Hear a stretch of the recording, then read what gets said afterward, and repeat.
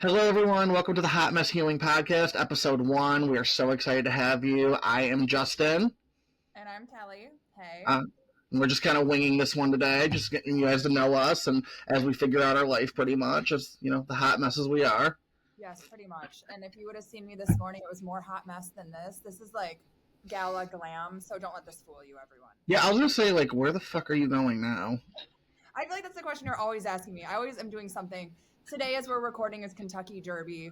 So I have a big Kentucky Derby party this afternoon. So, yeah, here goes nothing. Oh, have fun with that. That sounds like a lot of fun. Yeah, every day. So if you follow Kelly on Instagram, Kelly's always in some sort of outfit, some sort of glam, going somewhere on her stories. Every time I see it now, I'm just like, where the fuck are you at now? I know it's always a mystery. You never know with me, but yeah. Yeah, and you never post. Yeah, and here's the trick: you never post till after you're gone either. So then I'm like, where is she at? I know. Yes, I got to keep people guessing. That's just, I guess, how it is, right?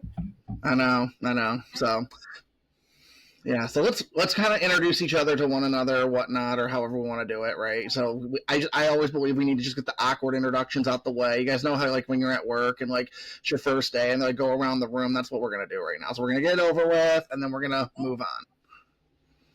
Did that ever cause you to panic? I legit get anxiety when people are like, we're going to quick introduction, and then you're looking around, and then what you have in your head, either someone else says or they're way better than you. I hate introductions almost as much as I hate an icebreaker game. Do not ever do an icebreaker game with me. No, thank you. Well, the other part. Well, first, I hate the icebreaker games. I'm just whatever. But then when they're tell us the interesting fact about you, it's literally either someone takes mine, so now I have something that's just super basic, or if I tell you the truth, it's something that's going to get me fired. So I don't know why we're even doing this.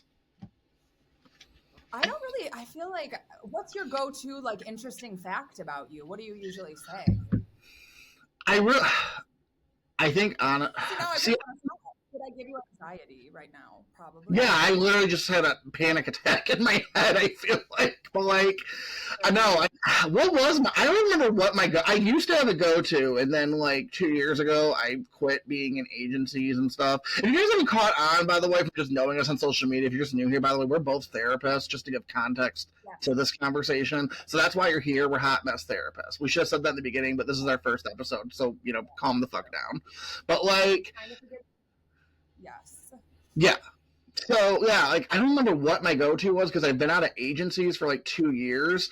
And then, I feel like I just used to say, I like to work out. And now that I can't use that one anymore because I do like to work out, but I haven't been working out because I've just been so damn busy. But that was my go-to. And then, I had this one job where they were I told them that and they were like, well, it wasn't actually, no, it wasn't a fun fact. In this case, it was what was a hobby or something. So I said working out. And they're like, well, that's not fun enough. Tell us something more. And so then I said, well, I like to go clubbing too. And then they were concerned. And I'm like, you know what? Can we just move on for the day? Oh my God. I was going to say, not to shame you or anything, not to hobby shame you or anything. But I feel as though, working out. I mean, working out's a good hobby. It's a good, healthy mental and physical hobby. But yeah, we got to get you some other fun fact. There's no fun fact. What's the most now I have 59,000 followers on Instagram and 100 on TikTok. So you can't say that if you go to a new agency orientation because then they're like, why are you on social media? Yeah, that's the thing. And I feel like both you and I have gotten a lot of crap for being on social media as therapists because I think the old school mentality is therapists should not be a person. You should have no personality. You should have no access to you. Clients don't know you. You're this blank slate. And I feel like both you and I are kind of bucking against that a little bit. Oh, absolutely. Well, I mean, that's a big reason why we want to even start this too, just because to, give some people, not necessarily just for therapists, but we want to show some normality of therapists. We just want a chill, after work, hang out with your friends type vibe, right? And so that's one of the big reasons we just decided to do this. But we went on and on and on. I just realized we haven't even technically introduced ourselves. So, Kelly, tell them who the hell you are, and then I guess I'll go in a minute. So I am a licensed professional counselor. I've had my private therapy practice since 2016.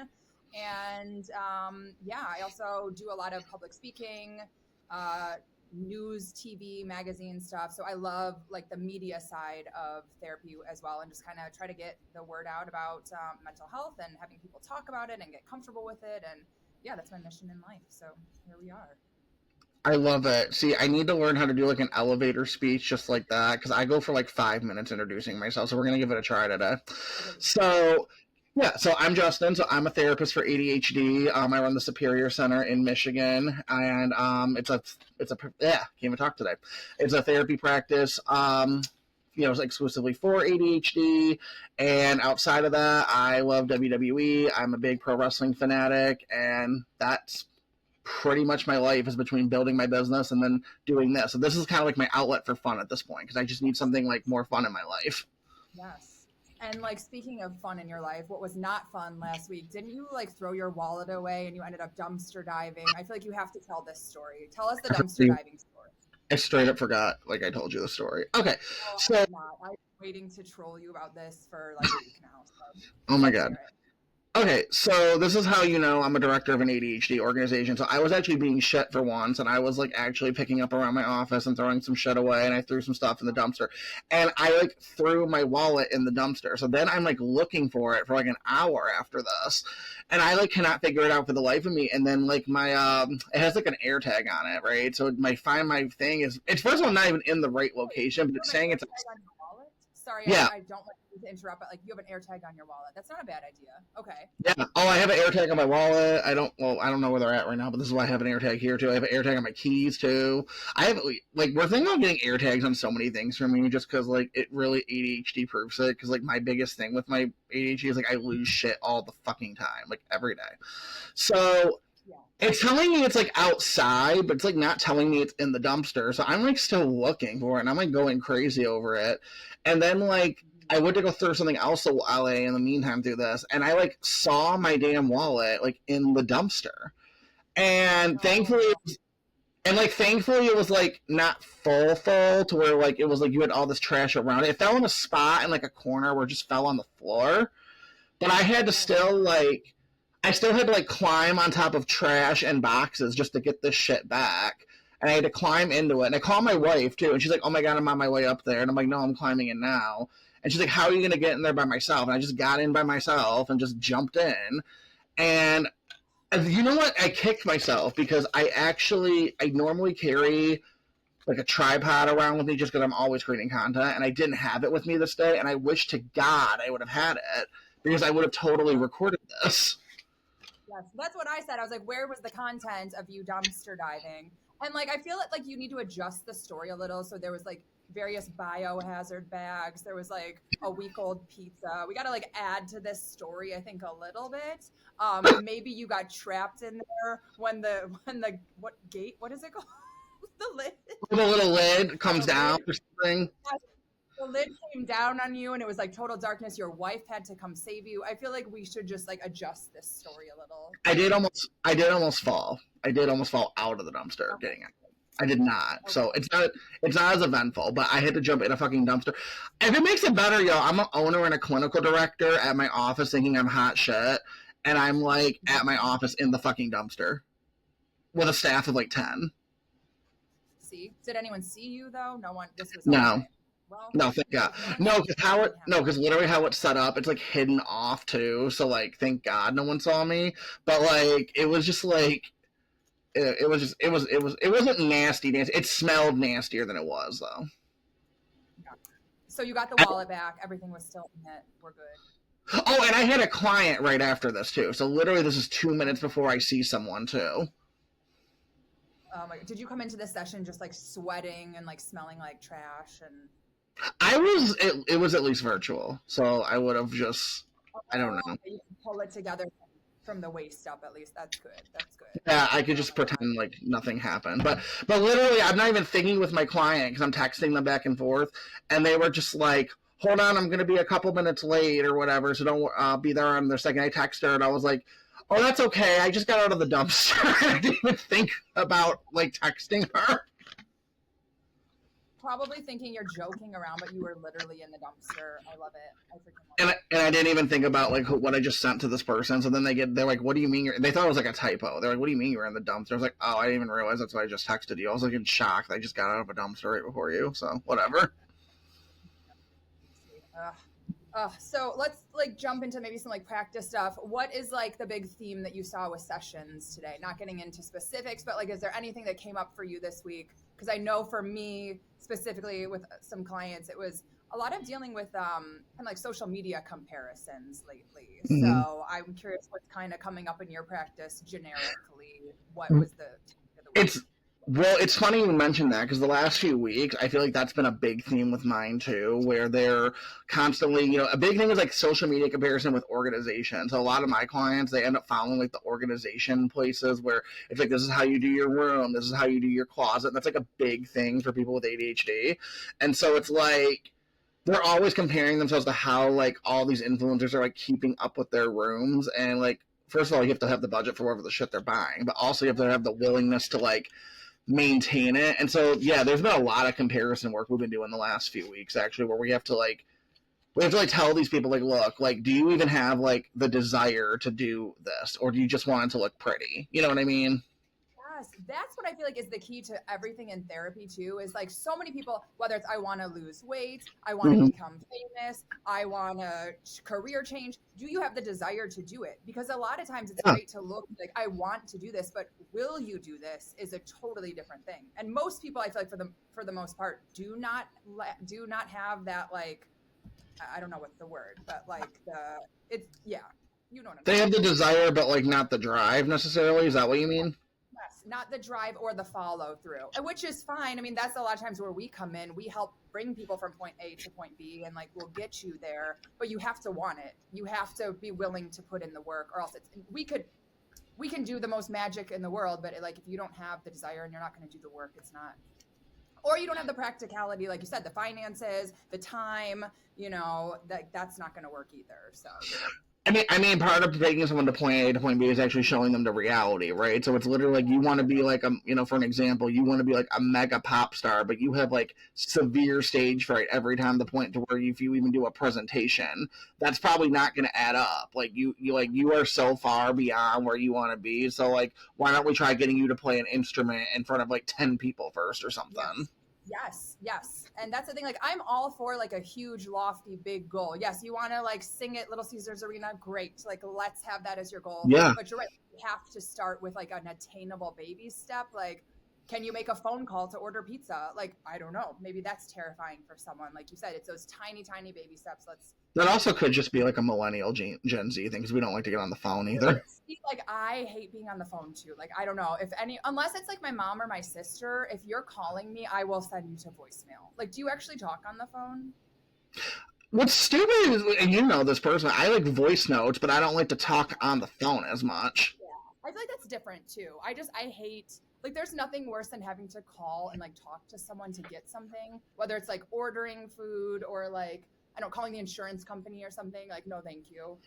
Oh, Why is God. that? Why are we so afraid? Are we afraid of getting yelled at or judged? Like, what is the fear behind not wanting to call?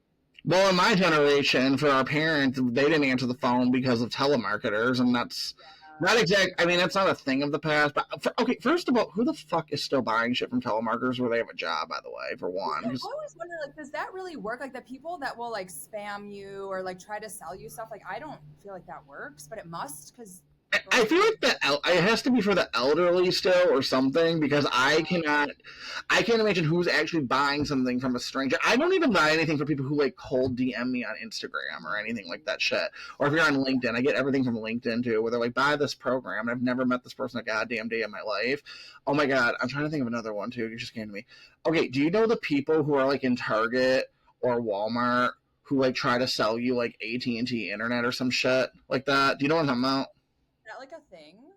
You haven't seen this yet? Okay, there's like people in like Walmarts and Targets. They have like a booth or a table, and they'll try to sell you like internet service, like while you're walking past. Like it's usually by the electronic section. Yeah, they'll try to get you to switch your phone service like right there. And I'm like, who the fuck are keeping these people in business exactly? Who just decided I'm gonna switch my internet like right here while I'm in the middle of Target? That is a little, yeah. I just pretend to be on my phone or like, I can't. I'm just like, no, thank you. But yeah, it's terrifying. I don't know. I don't like it. But I feel like that's just kind of like a bigger issue. Like I think with just communication in general, I feel like people nowadays don't know how to like communicate because we're so used to like being on our phone, avoiding communication. I mean, look, we're doing this virtually. Like most of the stuff we do is virtual. You don't even have to leave your house if you want to. You don't have to see another human being. You can get food, you can get virtual doctor's visits, really anything you could possibly need. You don't have to leave your house. And I feel like we're kind of trending that way as a society, which in turn, the communication's getting a little scary. It is, and it's all super automatic too. Which I guess from I'm thinking of it like from the therapist side versus the ADHD side, because the ADHD side of my life loves this shit. Like I love having everything instant gratification, right? That's like kind of a key component in ADHD. Which if y'all want to get deep into this conversation one day on like on one of my other platforms, I'm gonna do some whole posts soon on like ADHD and addiction soon. But like, there's a big problem with that. It's like we love things just super instantly and fix super instantly and just book super instantly. That's why I love my business website. Not to plug me, but like we have automatic booking. So it's like one of those things where it's like you don't even have to like put effort into much anymore. Yes, but then because of that, but then like because of that, I mean, even dating, if you think about it, right?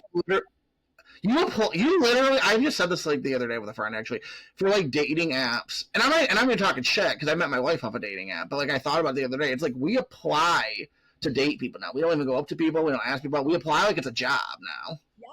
Yes. Yeah, you have a resume with like a cover shot of you, and I think it's tough too because a lot of my friends that are dating, you'll try to build a friendship, and then like a week later, if they get bored of you, there's 100 other of you. It's just too easy to swipe with dating. So it's just, I mean, again, this is all topics that we could go into for days, but I think just in general, like the communication, the access, it's that instant gratification. No one has patience anymore, myself included. I mean, if I can't get something delivered the next day, I'm like, what the hell? Like I'm all, for problems, but like I will not buy anything off Amazon unless I can get it within 24 hours.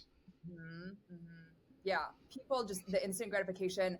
And even too with like social media, people going back to the rock star example, it used to be like decades you'd create your career, but now with people going viral, no one wants to like put in the work. They just want a viral video and like, okay, I don't want to do any work, but you want all the gratification and the instant and like all the perks without putting in the work. Perks without the works, I guess.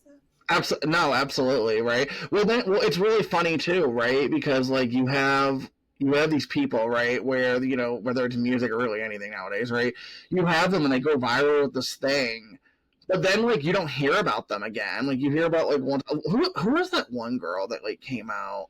Oh my god, I'm trying to think of what's her name. She came out like either a year or two ago, and she was like, God, okay, I hate this. This is a horrible example now because I can't think of the name or the person, but I have the song. You know how like when you have it in your head, but you don't have the name, person, or lyrics in your head, but you know what the fuck you're talking about right now? As you were done with this, you'll think of the name. Sure. I will think of it later, and we'll talk about it later. But like, I guess there's a ton of TikTok people where you could do this too. Like I think that, God, I think her name is Gayle. Does anyone know who that is? Gayle. That's the only thing I know about her. But like she had like some big song, and I think she even went to award shows and everything. And now like you hear nothing from her now. Yeah. See, and that's the thing. And I just, it's hard. And there's something to be said about like working for something and earning and putting in effort. It's just a different kind of satisfaction, I think. Again, nothing wrong with going viral or like having overnight success. Good for you. That's awesome. But I think it's just a different feeling if you've really, it's like if someone gives you a car for your birthday versus if you've worked for 5 years saving for your dream car. It's a different feeling.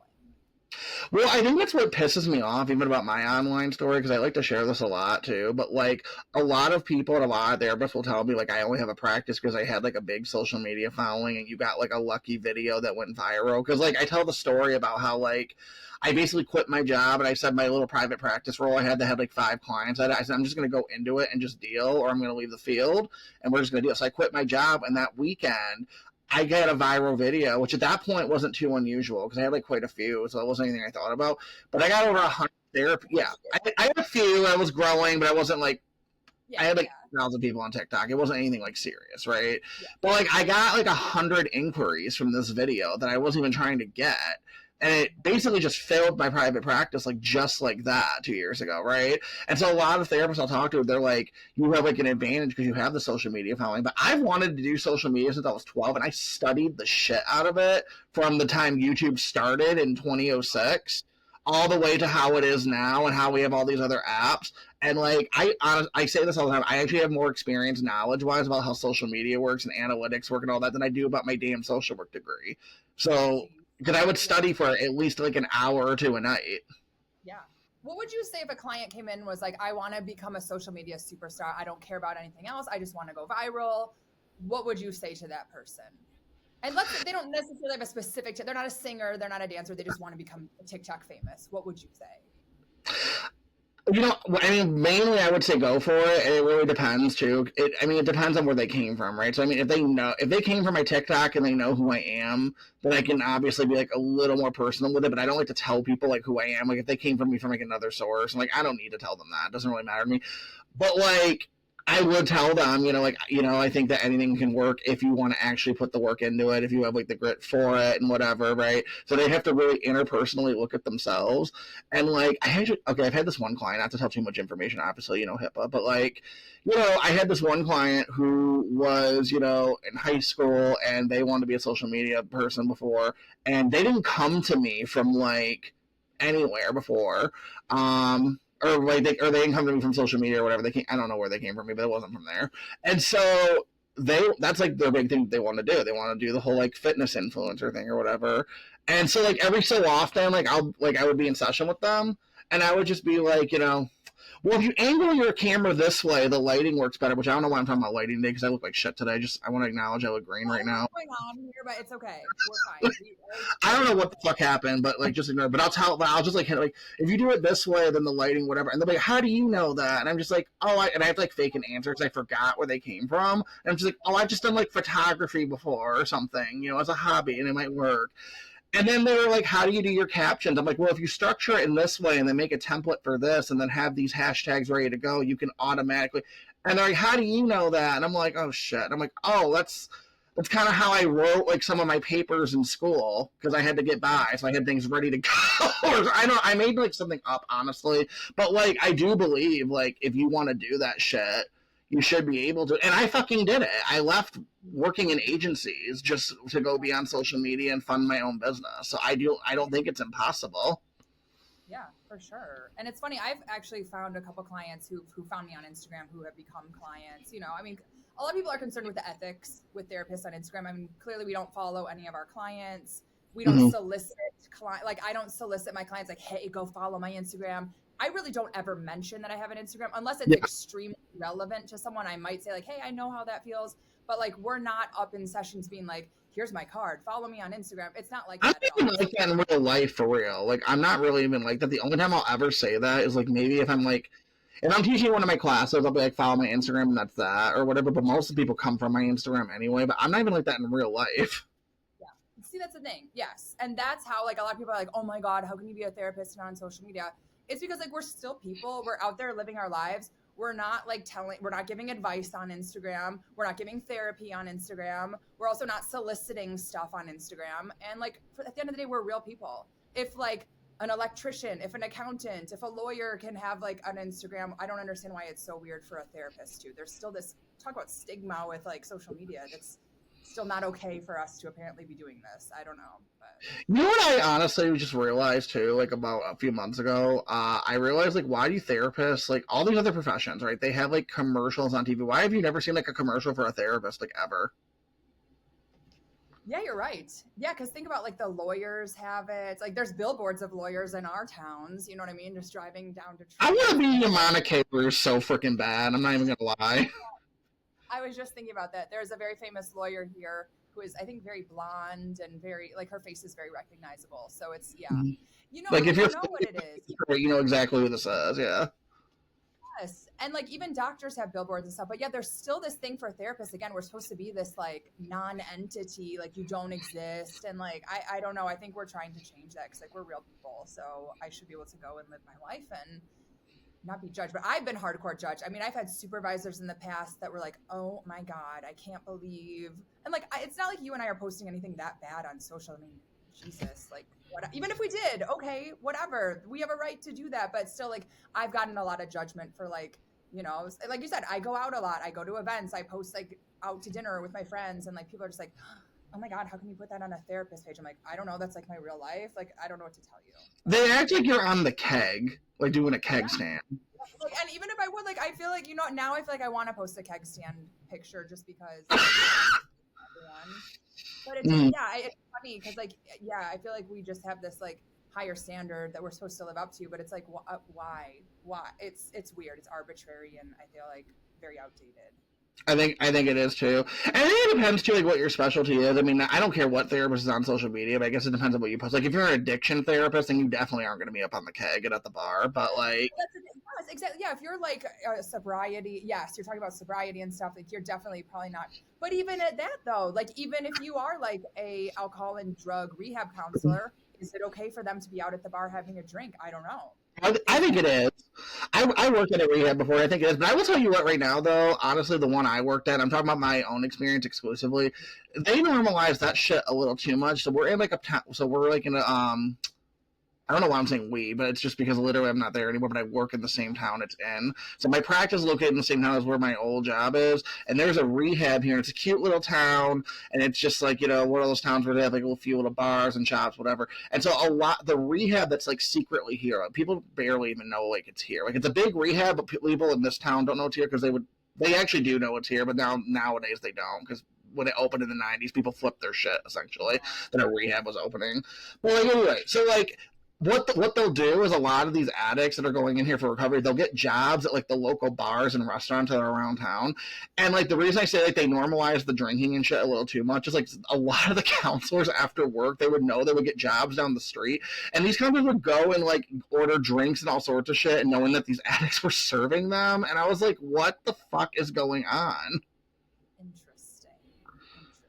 Well, they'll be the same ones that say, like, I put a social media post up and you're, like, doing something to them. I'm like, you're ordering alcohol right in front of, like, maybe it's not even your client, but a bunch of them work down here. You know what I mean? And they know who you are there. Oh, my God, it's so tricky. Oh, my gosh. But we've been chatting for, like, 27 minutes, so I feel like... I know. We need to wrap. I'll say, we want to pump the brakes on this. We don't want this to be like Joe Rogan's podcast where you're here for, like, 3 freaking hours. Like...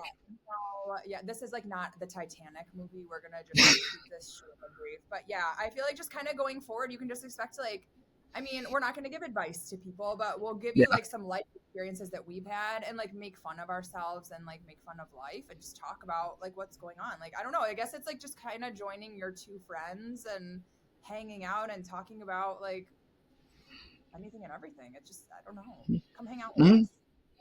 And hopefully you DM us too, because we want to know what you guys want to hear and what we want to do. Because we're kind of out here, like, what the fuck do we even do? So we want to hear what you all want, like after work. Like, do you just want something funny? Do you want us to fix your life? I don't know. Just tell us what you want, and we'll figure it out. Yes. Do you want like advice on certain topics or like us to talk about certain things? I mean, clearly we're never going to talk about clients that we've seen or are currently seeing. That's not. First of all, it's unethical and we legally can't do that, but we just as people would never, like, to us therapy is like a sacred space and we take confidentiality extremely seriously. So yeah, if you're a current client of ours or past client, just know that we will never reference you or talk about you on this. We're just going to talk about kind of general topics that come up in our practices. Yeah, pretty much. Yep. All right, well, I think this is a good one. So if you all want to follow us, make sure you follow me at ADHD Therapist _J. You can follow Kelly at Kelly Hausman. Kelly, do you have anything you want to tell them before we head out? No, just like keep hanging out. Let us know what you liked, what you didn't like, what you want to see in the future. We're like a work in progress. So yeah, hang in there with us and we promise we'll make it worth it. Absolutely. All right, well, take care until next time, guys. Bye, y'all. Bye.